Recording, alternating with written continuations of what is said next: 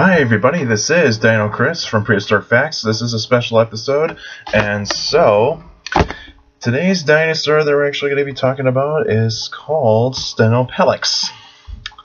Now, Stenopelix in Greek means narrow pelvis. Kind of interesting how it actually is found. It probably was the first bone that was found was the pelvic area. It was found in Western Europe. The age of it is 125 to 120 million years ago. Early Cretaceous. Size is about 5 feet long and probably under 100 pounds. And of course, this is a plant eater, so this is a very small dinosaur. And considering that with its size, it would be very fast. And even though that this dinosaur is actually considered to be a close relative of a pachycephalosaur, which are the domed head dinosaurs, which have these bony like skulls, these big domes on their skulls. You know which people could consider them the headbutters. But there's controversy with this animal is basically that could it really be an adult species that when it was found? Because you see, sometimes small dinosaurs like that are that small usually are not considered to be adults. They're usually considered to be like babies or juveniles. So it could be a juvenile of a pachycephalosaur that has not yet been discovered yet in the European area. So it's going to be very tough for paleontologists to figure out if it's actually a juvenile or otherwise just or actually an adult species. But I think probably what we're actually going to be seeing is that there's going to be more and more research about this dinosaur in the future. This is a very unknown dinosaur to the public, because considering that it's actually not very well known, and also it's a small dinosaur. So smaller dinosaurs don't get the credit that they deserve to the public, because the public really wants to hear about the really big dinosaurs, like the sauropods, long-necked dinosaurs, the ceratopsians, horned dinosaurs, the armored dinosaurs like the ankylosaurs, the stegosaurs, or otherwise some of the big carnivorous dinosaurs like the carcharodontosaurids, the tyrannosaurs, the allosaurs, and the spinosaurs, you name it.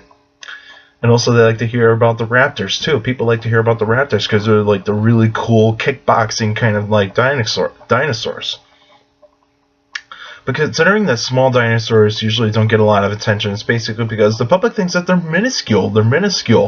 Think that they're not very interesting. They probably just like eat like small things on the ground and just are just so boring to watch. But usually smaller dinosaurs are very interesting because we can learn a lot more about the smaller dinosaurs. Like it could be like a predecessor of a species of dinosaur that could actually figure out how this animal actually changed through time. How these species actually became bigger, and also how a certain type of species would actually be changing throughout its life, probably like mainly by body and also behavior, like how much of the behavior would actually change, because you see there's buckloads of evidence there's some evidence to support that pachycephalosaurs did actually ram into each other, but not really try to like go at high speed. It's probably more of probably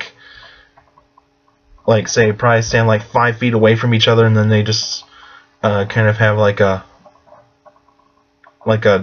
jog kind of move, kind of going straight ahead at each other. But they're probably not really going to be using too much muscle to actually do this.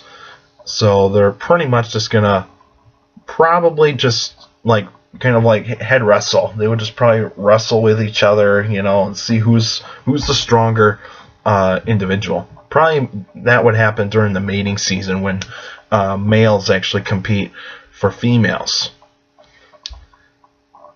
But since this is a dinosaur that I'm not very familiar with, so this is actually a dinosaur that I'm not really going to have that much information about, because since it's very rare, and also it's hard to figure out whether this is actually a juvenile or an adult. So I have no way of knowing what kind of species this could be.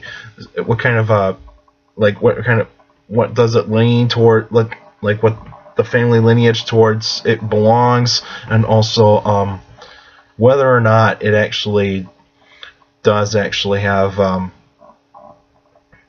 like if there's any true adult species of this animal, because you never know if this could be a true adult species.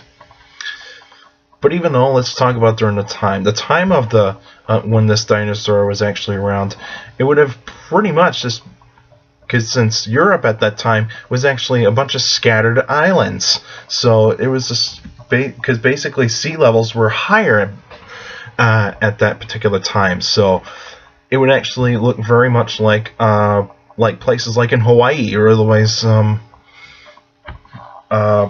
probably like some tropical island areas like the Indonesia, you know, or the Caribbean areas, because you see those would probably be the habitats that would be actually that we would actually be seeing when these dinosaurs were around. But also with these kinds of dinosaurs, there are predators. Since it's a small dinosaur, I would actually say that the number one predator for this animal, for Stenopelix, is probably Eotyrannus. Now, Eotyrannus is a small tyrannosaur that actually lived pretty much the same time, and the remains only been found in England, but even though there probably could be a wider distribution of them.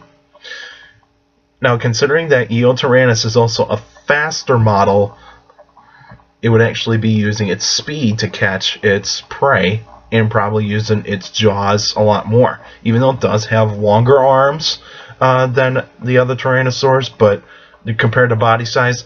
But even though they probably didn't use them that much, they probably just used their arms, probably because since they probably were feathered, they probably used them for display.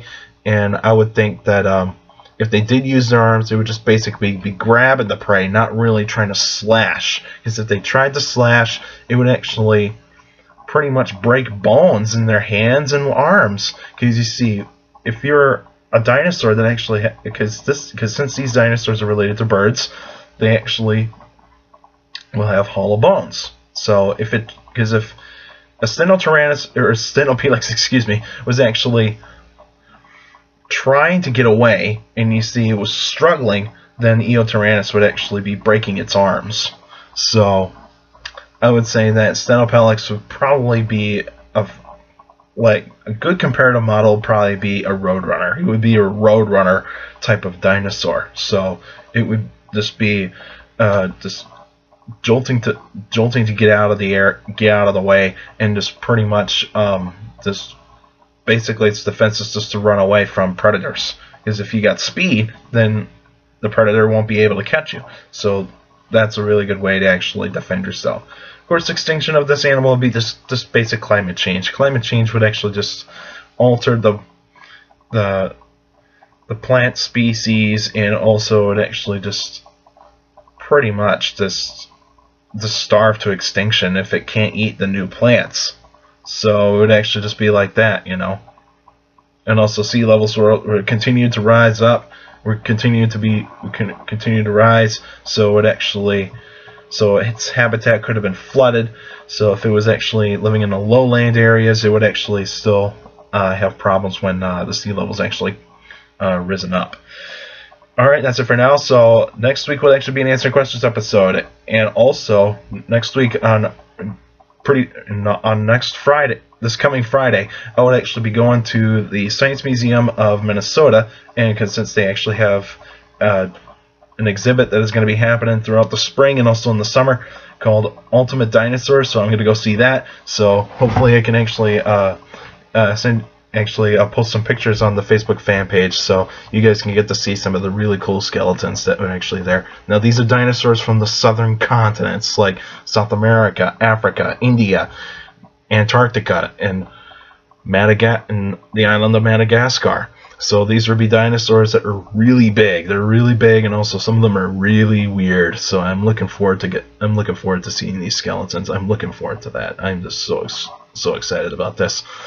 And also with the Answer Questions episode, to make sure to send in your questions by emailing me at dinocris71@gmail.com, or other ways you can actually post the questions on the comment section of a post on my Facebook fan page, Prehistoric Facts with Dino Chris, and also you can follow me on Twitter at CSGRALL. So looking forward to seeing you guys looking forward to hopefully follow you guys on Twitter. That'll be really excellent.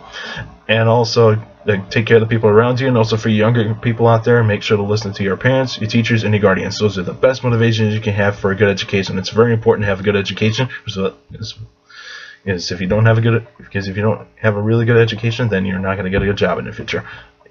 And also, it's very important to have a good job in the future to actually have a good education, and it's very important. All right, and I'll see you guys next week.